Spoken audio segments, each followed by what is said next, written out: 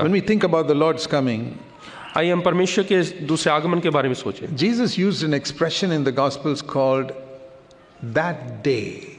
और उस दिन के बारे में प्रभु यीशु मसीह ने कहा है। See Matthew chapter 24. मत्ती रचित सुसमाचार 24वां अध्याय, He said in verse 36, उसके 24 उसके 36 में कहा है, 24:36.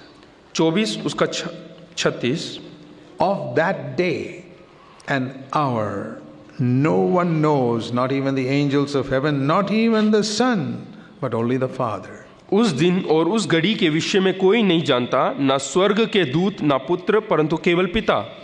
Now you have probably read sometimes in the newspaper and Christian magazines of certain people here and there who say, the Lord is coming in this year or this time. और कई बार अपने अखबारों में या फिर मैगजीन, मसीह के जो ईसाइयों के जो मैगजीन है उसमें पढ़ा होगा कि प्रभु यीशु मसीह ऐसे फलाने टाइम पे आएंगे They करके। have said that for many centuries. He never came. कई शताब्दियों से लोग ऐसे बोलते आ रहे हैं, लेकिन अभी तक नहीं आए। And there are some people who are foolish enough to believe them, and they sell all their things because they say the Lord is coming on so and so day. और कई लोग इतने मूर्ख होते हैं कि वो उन बातों पे विश्वास कर देते हैं, अपने सारे जायदाद को बेच देते हैं और जीवन जीते हैं कि प्रभु यीशु मसीह आने वाला है। Why did they do that? ऐसा ये लोग क्यों करते हैं? Because they did not even read the Gospel of Matthew. क्योंकि उन लोगों ने मत्ती रचित सुसमाचार भी नहीं पढ़ा। Matthew is the first book in the New Testament. और नए नियम में मत्ती रचित सुसमाचार सबसे पहला अध्याय है। If they had read at least that, अगर जो उन्होंने कम से कम ये पढ़ा होता, they would have read this verse that nobody knows the day or the hour when Jesus comes. और वहां पे लिखा है कि उस घड़ी के बारे में, उस दिन के बारे में कोई नहीं जानता। Even the angels don't know that. यहाँ तक कि स्वर्गदूत भी नहीं The devil जानते, doesn't know that. यहाँ शैतान भी नहीं जानता। And Jesus, when he was on earth, he did not know it. और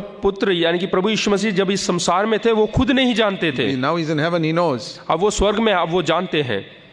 But it's only God who knows. केवल पिता जानता है। Even today, और आज भी who knows when Jesus is going to come back? कौन जानता है कि प्रभु यीशु मसीह कब आएगा?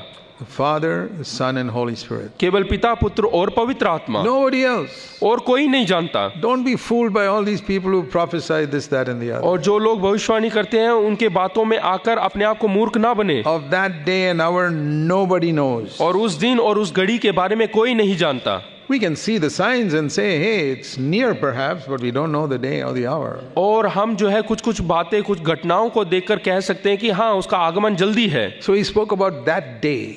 और वो उस घड़ी के बारे में, उस दिन के बारे में बात कर रहा है। That's an expression he used a number of times. और ये विषय जो है उसने कई बार वहां पे इस्तेमाल किया है That day, कि that उस day. दिन, उस दिन।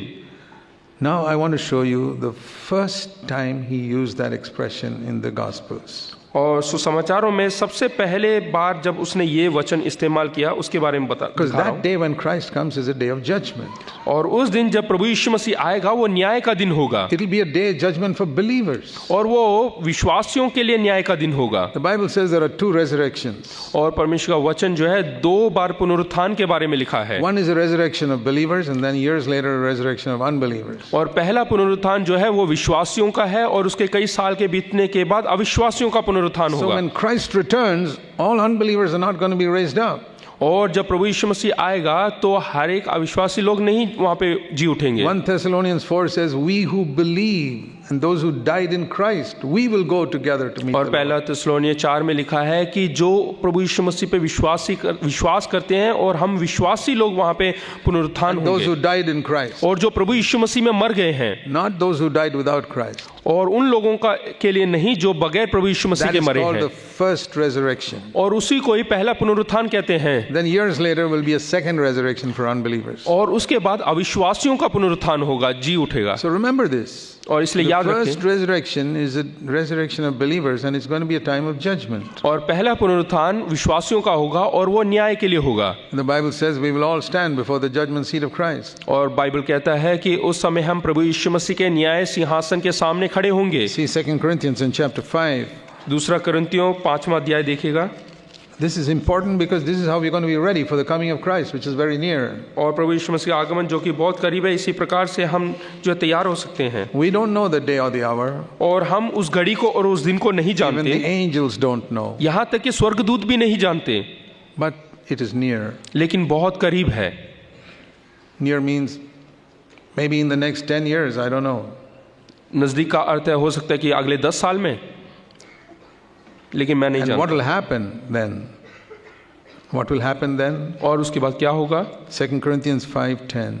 दूसरा कुरिन्थियों 5 उसका 10, We will all appear before the judgment seat of Christ. क्योंकि अवश्य है कि हम सब का हाल मसीह के न्यायासन के सामने खुल जाए। This is believers. और ये विश्वासियों के बारे में है, So that every one of us will get a reward for what we did in our body.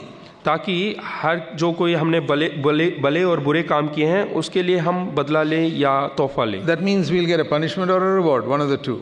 या तो हमें जो है दंड मिलेगा या फिर हमें कोई तोहफा मिलेगा, Whether we did good or bad, चाहे हमने भले किए हों या बुरे काम किए हों। whatever we did with this body, हमने जो कुछ इस शरीर के साथ किया है think of that. उसके बारे में सोचें। Whatever we did with this body जो कुछ हमने अपने शरीर में रहकर किया in है, our lifetime on earth, जब हम इस संसार में जी रहे थे, whether it was good according to God's will चाहे वो भले काम हो परमेश्वर की इच्छा के or अनुसार, evil, disobeying God's will, या फिर बुरे काम परमेश्वर की जो इच्छा को ना करना, God will give some type of reward or recompense for that. परमेश्वर जो है उसके लिए कोई ना कोई इनाम हमें देगा उसके बदले It's में, going to be very fair.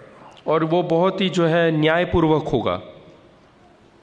And therefore, it says in verse 11, और इसलिए 11 में लिखा है, knowing the fear of the Lord, we persuade men. सो प्रभु का भय मानकर हम लोगों को समझाते हैं। And so we fear, oh, I'm going to stand before the Lord in that day, then I want to be ready. इसलिए हम डरते हैं, भय खाते हैं कि हमें परमेश्वर के सामने खड़ा होना है। There are two, before this verse and after this verse, you find the word therefore.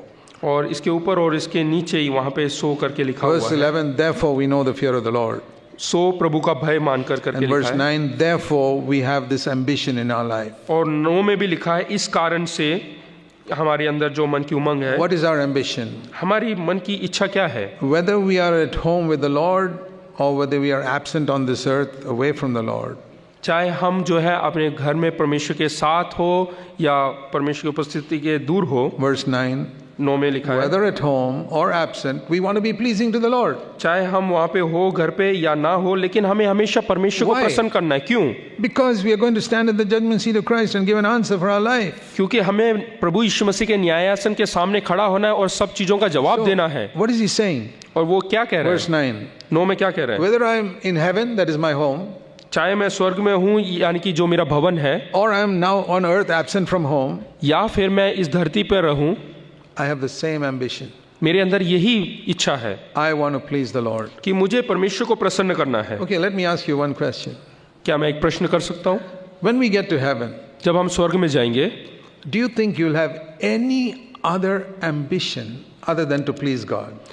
क्या आपके अंदर कोई ऐसी इच्छा होगा यानी कि परमेश्वर को प्रसन्न करने के अलावा? Today you may have many other ambitions. इस संसार में रहते हुए बहुत सारी उमंगें, बहुत सारी इच्छाएं होंगी, But when you get to heaven लेकिन जब आप स्वर्ग में जाएंगे, and you see God जब आप परमेश्वर को देखेंगे and you see what eternity is like, और अनंत काल क्या है करके जब आप देखेंगे, do you think you'll have any other ambition? तो क्या आप सोचते हैं कि इसके अलावा, परमेश्वर को खुश करने के अलावा कोई और इच्छा रहेगा आपके अंदर? Over there in heaven, would you have an ambition to please this brother or that person? क्या स्वर्ग में जाने के बाद फलाने व्यक्ति को या दूसरे भाई को प्रसन्न करने का कोई इच्छा रहेगा? Or in heaven, would you want to try and impress somebody? क्या स्वर्ग में आप किसी को खुश करने की कोशिश करेंगे? You know, when we are praising the Lord in heaven, do you think you'll be praising the Lord to impress the people around you? जब आप स्वर्ग में परमेश्वर की आराधना करेंगे तो आप इस प्रकार से आराधना करेंगे दूसरे किसी भाई को खुश करने के लिए? On earth, it may be like that. संसार में ऐसा हो We सकता do है। so many things to impress other believers. हम बहुत सारे ऐसे काम करते हैं दूसरों को प्रसन्न You करने के can लिए, preach to impress others. और हम प्रचार करते हैं दूसरों को You खुश करने के can लिए, sing to impress others. गाना गाते हैं दूसरों You को can खुश करने के play लिए, instruments to impress others. और जो औजार हैं उसको बजाते Or हैं, do so many things to बहुत impress सारी people. चीजें करते हैं। But it'll all disappear when we go to heaven. हाँ, लेकिन ये सब स्वर्ग में जाएंगे तो सब गायब हो जाएगा, There we'll only want to please God. We won't even bother about even Paul or Peter. और वहाँ पे केवल एक ही इच्छा होगा कि हमें परमेश्वर को प्रसन्न करना है। यहाँ तक कि पतरस कौन है उसके बारे में भी चिंता नहीं करेंगे। We're sure of that. I'm sure all of you are sure of that. और ये मैं जो है पूर्ण विश्वास करता हूँ, पूरा भरोसा करता You हूँ, will only want to please God. केवल वहाँ पे हम परमेश्वर को प्रसन्न करने की And कोशिश Paul is करेंगे। saying, और पौलुस कहता है, Here is the mark of a spiritual man. कि एक आत्मिक व्यक्ति का एक निशाना, Verse 9. 9वां वचन, Even on earth, that is our only ambition. और यहाँ तक कि संसार में भी यही एक इच्छा रहेगा, यही एक उमंग रहेगा। What Paul is saying is, और पौलुस क्या कहता है I'm going in a certain direction. कि मैं एक दिशा की ओर बढ़ रहा हूँ, I want to please God, please God, please God. कि एक ही दिशा है कि मुझे परमेश्वर को प्रसन्न करना है, परमेश्वर को प्रसन्न करना है। And suddenly I die and go to heaven. और अचानक से मेरी मृत्यु हो जाता है और मैं स्वर्ग में चले जाता हूँ, I'm not going to change my direction. I'm just going to keep going in the same direction. तो मैं अपनी दिशा को नहीं बदलूंगा, वही दिशा रहेगा कि मुझे परमेश्वर को प्रसन्न करना है। Supposing you spend all your life trying to please men, अगर जो ऐसा मान लीजिएगा आप संसार में जब जीवित हैं तो आप इंसानों को खुश करने की कोशिश कर रहे हैं, and suddenly you die, और अचानक आपकी मृत्यु हो जाए, you'll have to change direction. तो उस समय आपकी दिशा बदल जाए। How will it be with you? कैसा रहेगा आपके If you साथ? die tonight, आज रात को आपकी मृत्यु हो जाए will you have to change direction? तो क्या आपको अपनी दिशा बदलना पड़ेगा? Paul says, I won't have to change direction. प्रेरित पौलुस कहते हैं कि मुझे अपनी दिशा बदलने की जरूरत नहीं, Because whether I'm on earth or in heaven, it's the same thing. चाहे मैं धरती पे रहूं चाहे स्वर्ग में, एक ही दिशा की ओर I बढ़ूंगा live before God's face and I want to please Him. कि मुझे जो है परमेश्वर के सामने झुकना है और उसको प्रसन्न करना है। That is the person who's ready for the coming of the Lord. और वही व्यक्ति तैयार है प्रभु यीशु मसीह के आगमन के लिए। He doesn't have to change the direction in which he's moving. उसको अपनी दिशा बदलने की जरूरत नहीं, वो आगे बढ़ते जा रहा है।